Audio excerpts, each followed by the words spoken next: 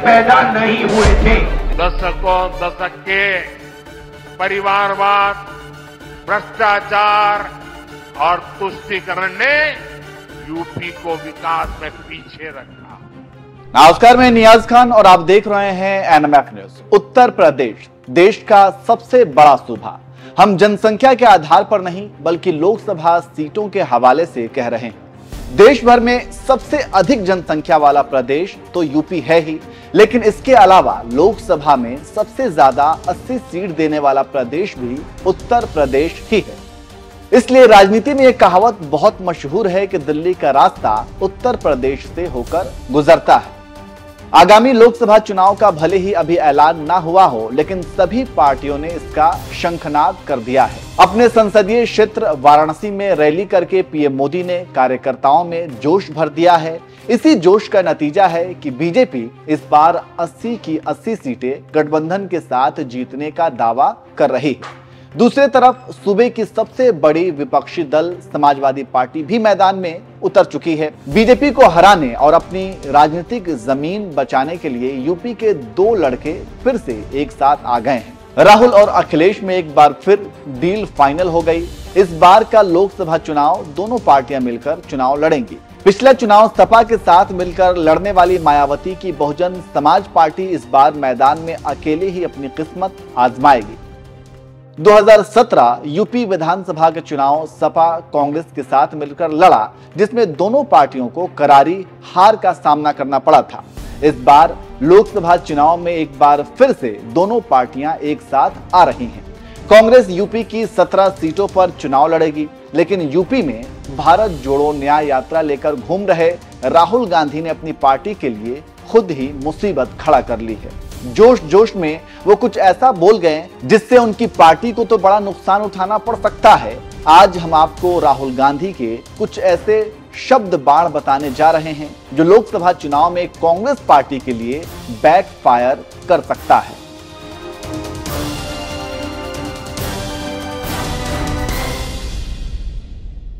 मणिपुर से शुरू हुई राहुल गांधी की भारत जोड़ो न्याय यात्रा बिहार, झारखंड, उड़ीसा, छत्तीसगढ़ होते हुए यूपी पहुंच चुकी है। यूपी तक पहुंचते पहुंचते राहुल गांधी ने कुछ ऐसे बयान दिए हैं जो आने वाले चुनाव में कांग्रेस पार्टी को नुकसान पहुंचा सकते हैं। राहुल की न्याय यात्रा जब उड़ीसा पहुंची तो उन्होंने पीएम मोदी की जाति पर हमला बोलते हुए कहा कि नरेंद्र मोदी जी ओबीसी पैदा नहीं हुए थे। उनकी कम्युनिटी तेली कास्ट के गुजरात में व्यक्ति पैदा हुए थे। उनकी कम्युनिटी को बीजेपी ने साल 2000 में ओबीसी बनाया। सुनो, मैं जो बोल रहा हूं, नारे बंद करो। आप लोगों का भयंकर बेवकूफ बनाया जा रहा है। नरेंद्र मोदी जी ओबीसी नहीं पैदा हुए थे। नरेंद्र मोदी जी टेलीकास्ट के गुजरात में व्यक्ति पैदा हुए थे। उनको, उनकी कम्युनिटी को बीजेपी ने साल 2000 में ओबीसी बनाया। आपके प्रधानमंत्री ओबीसी नहीं पैदा हुए, आपके प्रधानमंत्री जनरल कास्ट पैदा हुए। राहुल गांधी के इसी बयान पर बीजेपी के दिग्गज नेता और सांसद रविशंकर प्रसाद ने पलटवार करते हुए कहा था कि अगर राहुल गांधी का यही हाल रहा तो आने वाले चुनाव में उनकी पार्टी का और बुरा हाल होगा। इस तरह की बेबुनियाद, शर्मनाक, बेसिर पैर की बातों का जवाब देके मैं राहुल गांधी को सम्मानित करूं, यही उनका स्तर हो गया है। तब तो लगता है कांग्रेस पार्टी जो संख्या बची है ये भी नहीं आने वाली। उन्होंने मान लिया कि हमको हार नहीं है। देश का गरीब मोदी जी को अपना नेता मानता है। देश का पिछड़ा, अति पिछड़ा, वंचित, शेड्यूल कास्ट, शेड्यूल ट्राइब सभी मोदी जी को अपना नेता मानता है, क्योंकि उनको मालूम है कि नरेंद्र मोदी हमारे लिए काम करते हैं, गरीबों की चिंता करते हैं, उनके काम को देखा है, तो इससे उनकी परेशानी है। लेकिन राहुल गांधी का यह स्तर हो जाएगा तब तो मैं यही कहूंगा कांग्रेस पार्टी का भविष्य बिल्कुल अंधकार में है। और इस बात का और जवाब देकर के मैं राहुल गांधी के इस बेबुनियाद, शर्मनाक टिप्पणी को और सम्मानित नहीं करना चाहता। लोगों को न्याय दिलाने की यात्रा पर निकले राहुल गांधी के विवादित बयानों का सिलसिला यही नहीं रुका। अमेठी में एक जनसभा को संबोधित करते हुए राहुल गांधी ने अमिताभ बच्चन और ऐश्वर्या राय पर भी विवादित बयान दे डाला। कभी कहेंगे उधर देखो भैया अमिताभ बच्चन नाच रहा है, वो देखो भैया उसके साथ ऐश्वर्या राय नाच रही है। आप लोग इधर उधर देखोगे, ओ हाँ भैया वहां पे पाकिस्तान में बड़ा ओ भैया देखो चाइना में ये हो रहा है, ओ देखो भैया ऐश्वर्या राय नाच गई। मीडिया में आपको यही दिखेगा। राहुल गांधी के विवादित बयानों का सिलसिला यही नहीं रुका। पीएम मोदी के संसदीय क्षेत्र वाराणसी के युवकों पर राहुल गांधी ने कुछ ऐसा बोला जिसके बाद सीधे पीएम नरेंद्र मोदी ने राहुल गांधी पर पलटवार कर दिया। राहुल की न्याय यात्रा जब अमेठी से रायबरेली के लिए निकल रही थी तो उन्होंने मोदी सरकार पर हमला बोलते बोलते वाराणसी के युवकों को नशेड़ी तक कह दिया। मैं वाराणसी गया, वाराणसी में देखा मैंने रात को बाजा बज रहा है, बाजा बज रहा है, वहां पे शराब पिए सड़क पे लेटते हुए बाजा बज रहा है। यूपी का भविष्य रात को शराब पिए नाच रहा है, डांस कर रहा है नशे में। दूसरी तरफ राम मंदिर खुलता है, राम मंदिर में आपको नरेंद्र मोदी दिखेगा, आपको अंबानी दिखेगा, आपको अडानी दिखेगा, आपको हिंदुस्तान के सबसे अरबपति दिखेंगे। आपको एक पिछड़ा नहीं दिखेगा, आपको एक दलित नहीं दिखेगा, आपको एक आदिवासी नहीं दिखेगा। क्यों नहीं? ये वो आपकी जगह नहीं है भाइयों और बहनों, आपकी जगह सड़कों पे भीख मांगने की है। आपका काम हिंदुस्तान में सड़क पे जाकर ऐसे पोस्टर दिखाने का है। राहुल गांधी के इस बेतुके बयान पर सबसे पहले हमला बोला पिछले लोकसभा चुनाव में अमेठी से उन्हें हराने वाली स्मृति ईरानी ने। स्मृति ईरानी ने सोनिया गांधी को नसीहत देते हुए राहुल गांधी के संस्कार पर जमकर हमला बोला। इतना जरूर जानती हूँ कि राहुल गांधी को कोई अधिकार नहीं कि काशी का अपमान करें, काशी वासियों का अपमान करें, उत्तर प्रदेश के नौजवानों का अपमान करें। उत्तर प्रदेश की युवा पीढ़ी मेहनतकश है। उत्तर प्रदेश की युवा पीढ़ी का कौशल पूरा देश, पूरा विश्व मानता है। और प्रदेश का, काशी का इस प्रकार से अपमान जो उन्होंने किया है, उनको हम माफ़ी की अपेक्षा उनसे नहीं करते। माफ़ी वो मांगता है जिसमें संस्कार हो, जिसमें इस बात की शर्म हो। मेरी ये हिदायत है सोनिया गांधी को कि अपने बेटे को अगर आप अच्छे संस्कार ना दे सके तो उनसे कहें कि इस प्रकार के हमारे जो पुण्य स्थल हैं उनके बारे में आपत्तिजनक टिप्पणियां करना बंद करें, वरना मुंह तोड़ जवाब प्रभु तो देंगे ही, जनता भी देगी। बात काशी की थी, काशी के नौजवानों की थी। फिर राहुल गांधी के इस बेतुके बयान पर प्रधानमंत्री नरेंद्र मोदी कैसे चुप बैठते। 23 फरवरी को वाराणसी में एक जनसभा को संबोधित करते हुए पीएम मोदी ने राहुल गांधी की जमकर क्लास लगाई। पीएम ने राहुल के बयान पर काशी की धरती से पलटवार करते हुए कहा, यूपी के नौजवान अपना नया भविष्य लिख रहे हैं, तब ये परिवारवादी क्या कह रहे हैं। मैं तो हैरान हूं, काशी के नौजवान, यूपी के नौजवान नशेड़ी हैं। ये कैसी भाषा है भाई। लेकिन आज जब यूपी बदल रहा है, जब यूपी के नौजवान अपना नया भविष्य लिख रहे हैं, तब ये परिवारवादी क्या कर रहे हैं। मैं तो इनकी बातें सुनकर हैरान हूं। कांग्रेस के शाही परिवार के युवराज का कहना है और चौंक जाएंगे आप।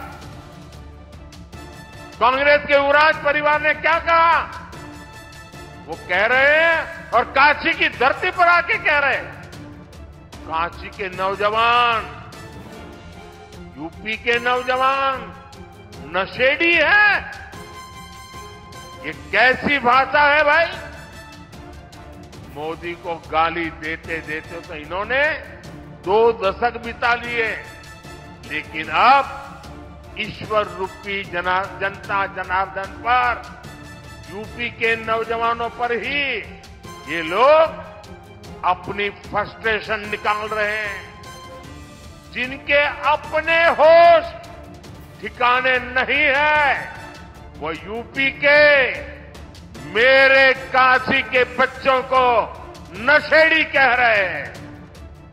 अरे गौर परिवारवादियों, काशी का यूपी का नौजवान तो विकसित यूपी बनाने में जुटा है।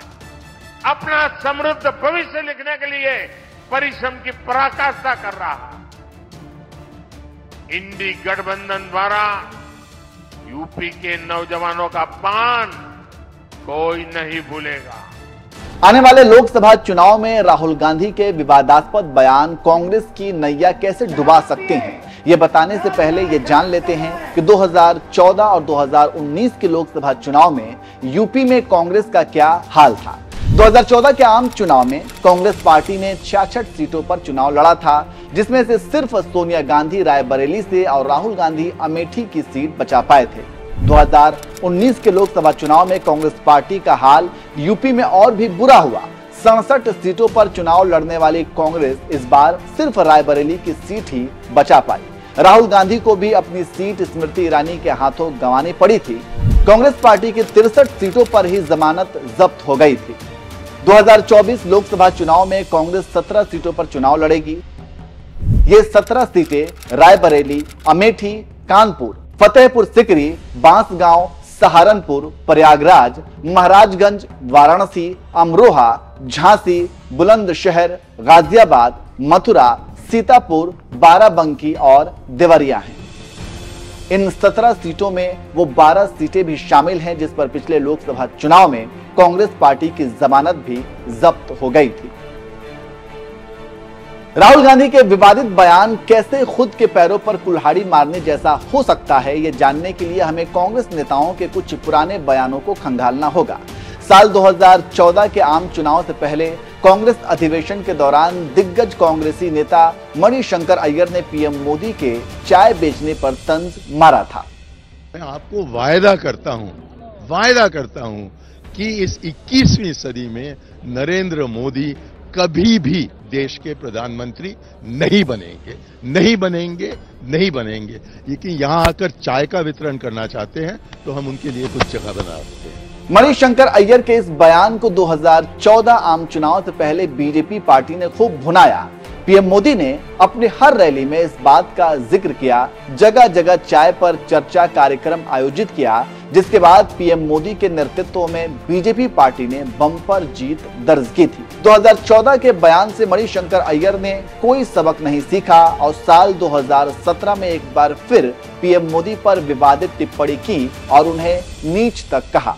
जो अंबेडकर जी की सबसे बड़ी ख्वाहिश थी, उसको साकार करने में एक व्यक्ति का सबसे बड़ा योगदान था, उनका नाम था जवाहरलाल नेहरू। अब इस परिवार के बारे में ऐसी गंदे बातें कहें, और वो भी जबकि अंबेडकर जी के याद में एक बहुत बड़ा इमारत यहाँ उसका उद्घाटन हो रहा है। मुझको लगता है कि ये आदमी बहुत नीच किस्म का आदमी है, इसमें कोई सभ्यता नहीं है, और ऐसे मौके पर इस प्रकार की गंदी राजनीति की क्या आवश्यकता है। भारतीय जनता पार्टी ने मणिशंकर अय्यर के इस बयान को फिर से खूब भुनाया। 2019 से पहले राहुल गांधी ने एक और नारा गढ़ा था, चौकीदार चोर है। पहले नारा चलता था, आपको याद होगा, मोदी जी स्टेज पे होते थे, उनके वहां पे 10-15 लोग खड़े होते थे, कहते थे अच्छे दिन, वो जनता कहती थी आएंगे। याद है आपको? मोदी मोदी मोदी मोदी मोदी, अच्छे दिन आएंगे। 5 साल 4.5 साल हुए,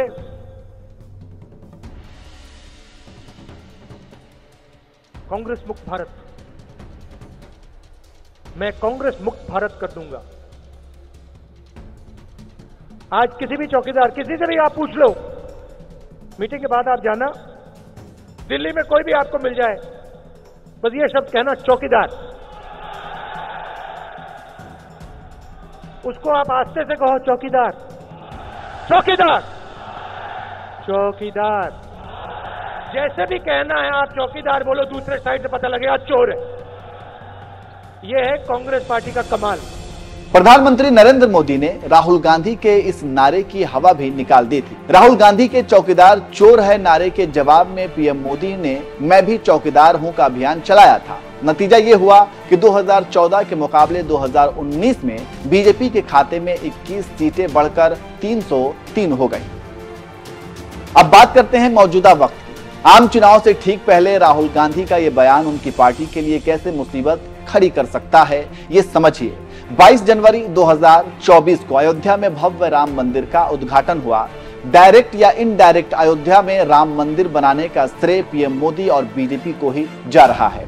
चुनावी मैदान में एक तरह से बीजेपी पहले ही कांग्रेस से एक कदम आगे है। राम मंदिर के बाद काशी विश्वनाथ मंदिर का मुद्दा भी गरमाया जा रहा है। कोर्ट के आदेश पर करीब 30 साल बाद व्यास के तहखाने में पूजा अर्चना फिर से शुरू हो गई, जिससे बीजेपी समर्थकों में एक अलग ही लहर है। कांग्रेस पार्टी यूपी में एक बार फिर से अपने पैर जमाने की कोशिश कर रही है। ऐसे में काशी के युवाओं को लेकर राहुल गांधी का ये बयान पिछले 2 लोकसभा चुनाव की तरह फिर से कांग्रेस पार्टी के गले की फांस न बन जाए, क्योंकि पीएम मोदी शब्दों के अच्छे से अच्छे बाउंसर को मैदान से बाहर मारना अच्छी तरह से जानते हैं।